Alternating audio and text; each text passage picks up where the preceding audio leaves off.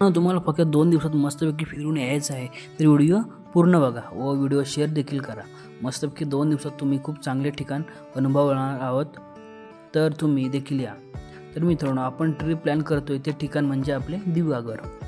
तर मित्रांनो, व्हिडिओला लाईक, शेअर आणि सबस्क्राईब करायला विसरू नका। मित्रांनो, सकाळी मस्त उठून माणगाववरून दिव्यागरला निघायचे।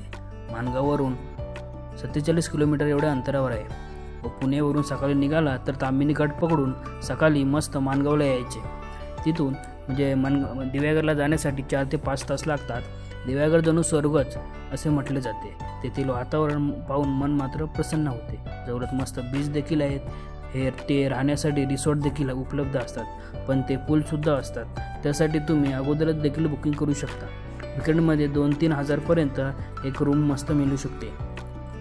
मस्त कोकणपतीचा आनंद घ्यायचा, मन मात्र तृप्त होते। नंतर पंचक्रोशी श्री गणेश मंदिराला भेट द्यायची। मंदिर खूप प्राचीन सुद्धा आहे व खूप प्रसिद्ध देखील आहे।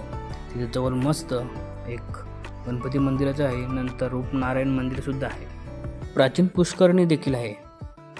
मस्त समुद्राकडे वळायचे, ते निसर्गाचा आनंद घ्यायचा व तिथे पाण्यात मस्तपैकी आनंद लुटायचा। नंतर थोडा वेळ आराम करून मस्तपैकी जेवणाकडे जायचं। मस्त कोकणी स्टाईलचे जेवण मस्त झाल्यानंतर मस्त परत बीचवर जायचं। मस्तपैकी एक संध्याकाळचं मस्त आराम करायचं, मस्तपैकी वातावरण अनुभवायचं मस्तपैकी।